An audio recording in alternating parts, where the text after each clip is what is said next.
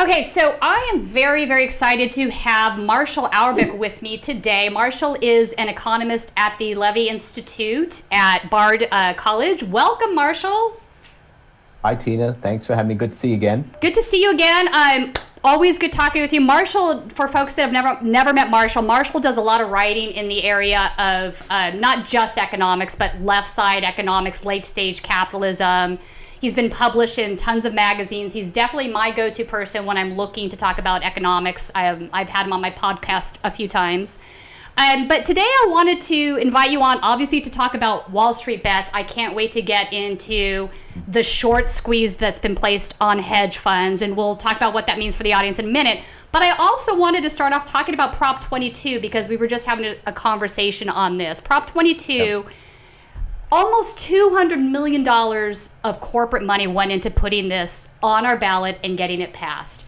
And it's basically a carve out of workers' rights for Uber and Lyft drivers. DoorDash, we can include in that. Instacart now, we can include in that. In fact, one of the immediate fallouts of this bill passing was that Vons and all of their grocery stores, they have several subsidiaries, got rid of their union employees and switched to Instacart.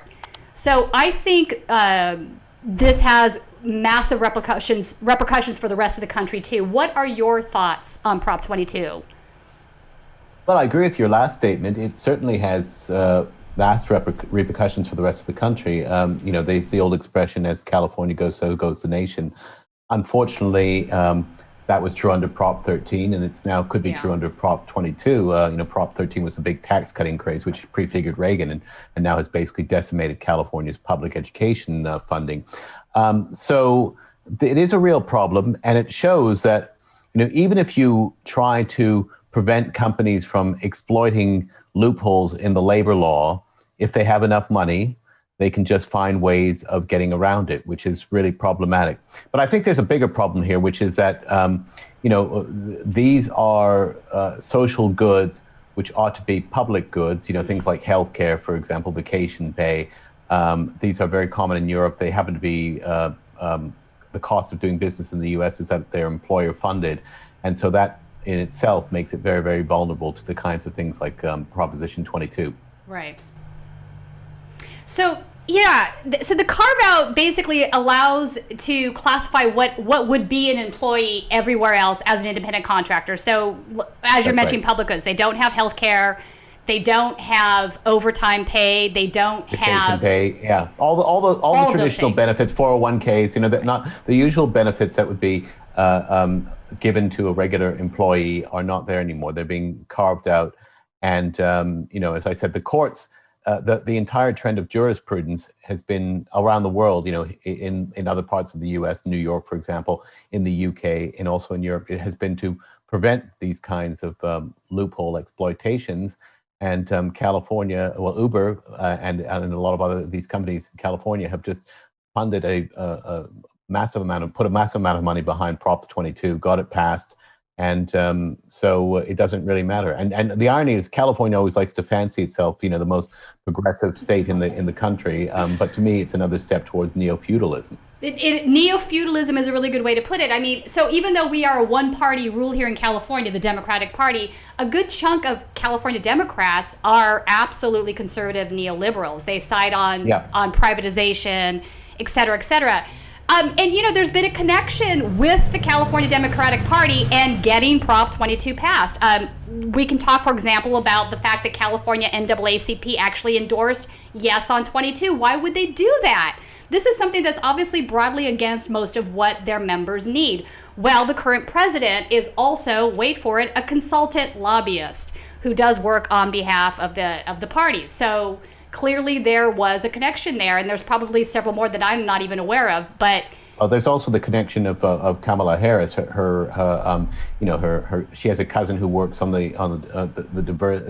a director of diversity, and I think her brother-in-law is also on the Uber board. Yeah, so he is on the Uber board. Yeah. In fairness, she and Biden both came out against Prop 22, but there's an element of mixed messaging there. So big money is winning again. Big money winning again. There is mixed messaging. I'm glad that both Biden and Kamala said that Prop 22 is bad. We absolutely should not make this happen. But the disease that we're looking at is the disease of consultants and lobbyists being part of the Democratic Party, whether it's in DC membership, whether it's in KDEM membership. A lot of these folks are consultants, they're lobbyists, they make their money by doing that kind of work. A lot of the messaging that they work on is finding a palatable way to present ideas that are not of the left to the left in a way that they might buy it. And it's been effective in getting bills passed in the state. This would not be the first time we've had a really crappy proposition pass. Well, the message, they've been very effective with the messaging, but also bear in mind, they've been funded very generously by the donor class, particularly in Silicon Valley, and money almost always wins out. So, and that's why, for example, I think people coalesced so aggressively against Bernie Sanders' campaign last year, because he was one of the few guys that would have really understood those power dynamics and was going to do something about it. Yeah, I agree. I mean, you had 200 million on the yes side and maybe 6 million on the no side. So I don't know.